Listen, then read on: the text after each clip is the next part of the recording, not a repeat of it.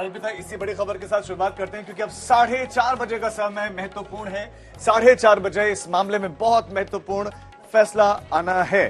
तो गिरफ्तारी को चुनौती दी गई है अरविंद केजरीवाल की तरफ से और हिरासत और गिरफ्तारी को चुनौती दी गई है। तो अब कोर्ट 4:30 बजे फैसला सुनाएगा और खबरें ये भी हैं कि सीबीआई भी कस्टडी लेने की तैयारी में।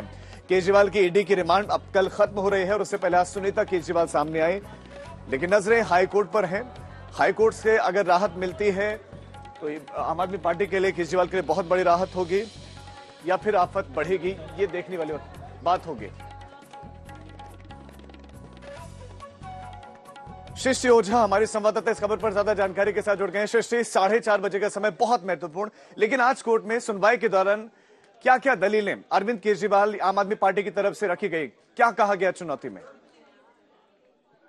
जी, जैसा कि हमें पता है, अरविंद केजरीवाल ने अपनी ईडी ने जो उन्हें अरेस्ट किया है और जो दिल्ली की कोर्ट ने उन्हें 6 दिन की पुलिस कस्टडी में भेजा था, ईडी की कस्टडी में, उस ऑर्डर को चैलेंज किया है। साथ ही में एक अंतरिम राहत की भी उन्होंने मांग करी है कि जब तक ये जो मामला चल रहा है उन्हें ईडी की कस्टडी से रिहाई मिले।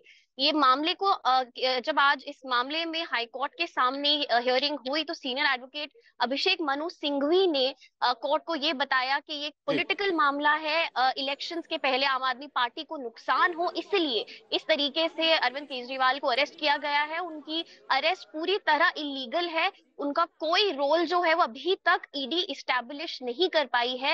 एक और बात जो उन्होंने कही वो ये कि अरविंद केजरीवाल का स्टेटमेंट भी रिकॉर्ड नहीं हुआ था उनकी अरेस्ट के पहले, क्योंकि हमें पता है काफी समन स्किप करे थे अरविंद केजरीवाल ने, जब वो ईडी के सामने बार बार समन दिए जाने के बावजूद अपीयर नहीं हुए थे। इसी के कारण पीएमएलए के अंडर जो स्टेटमेंट रिकॉर्ड किया जाना चाहिए अरेस्ट के पहले, वो स्टेटमेंट रिकॉर्ड नहीं हुआ है।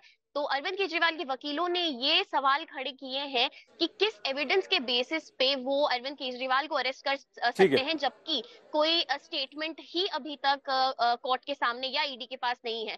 इस मामले में एक ऑर्डर आज हाईकोर्ट के द्वारा आएगा 4:30 बजे, लेकिन ये ऑर्डर किसी भी अंतरिम एप्लीकेशन पे नहीं होगा।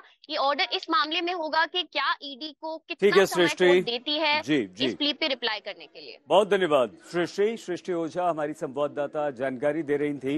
लेकिन केंद्रीय मंत्री अनुराग ठाकुर ने यह कहा है कि अरविंद केजरीवाल को तुरंत इस्तीफा दे देना चाहिए और वो भ्रष्टाचार के बहुत बड़े मामले में फंसे हैं। हमारे संवाददाता सुनील भट्ट ने अनुराग ठाकुर से बातचीत।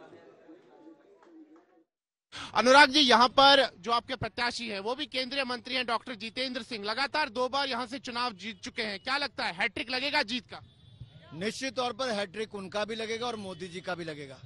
एक और डॉक्टर जितेंद्र सिंह जी जीतकर आएंगे रिकॉर्ड मतों से, तो दूसरी ओर मोदी जी तीसरी बार देश के प्रधानमंत्री बनके तीसरी सबसे बड़ी अर्थव्यवस्था भारत को दुनिया की बनाएंगे। भारत मोदी जी के नेतृत्व में बहुत आगे बढ़ा है और मुझे खुशी इस बात की है कि देश की जनता ने मन बनाया है अब की बार 400 पार। लेकिन विपक्ष कह रहा है कि ये जो बड़ा दावा किया जा रहा है 400 पार का, ये बिल्कुल खोखला दावा।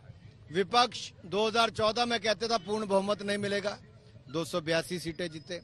विपक्ष 2019 में कहता था 200 पार नहीं करेंगे, हमने 300 पार करके दिखाया। विपक्ष पिछले 2 चुनावों में इतनी भी सीट नहीं ले पाया कि नेता प्रतिपक्ष बना पाया। ये मैं साफ कहना चाहता हूं, अब की बार 400 पार। अच्छा अनुराग जी, अगर हम यहाँ जम्मू कश्मीर की परिस्थिति की तरफ नजर डालें, आप लगातार यहाँ पर आ रहे हैं पिछले 10 वर्षों से, मुझे बताइए बड़ा बदलाव आपको क्या दिख रहा है? देखिए, मैं जब पंजाब की ओर से बाय रोड एंटर करता हूं तो मुझे सबसे बड़ा तो एम्स नजर आता है। हमारे जम्मू कश्मीर में एम्स अस्पताल, हमारे यहाँ पे मेडिकल कॉलेज, हमारे यहाँ पे नई इंडस्ट्रियल पॉलिसी के कारण करोड़ों रुपए की इन्वेस्टमेंट यहाँ पर आ रही है। और सबसे बड़ी बात, आतंकवाद, अलगाववाद यहाँ से बिल्कुल साफ हो गया है। जो आतंकवाद की घटनाएं होती थी उस पर एक तरह से अंकुश लग गया है। आज मेरा जम्मू कश्मीर खुशहाल है, शांति है और शांति समृद्धि के रास्ता लाती है। यहाँ पर और संपन्नता लाती है और शांति है तभी तो समृद्ध, संपन्न और खुशहाल और सुरक्षित जम्मू कश्मीर हो रहा है।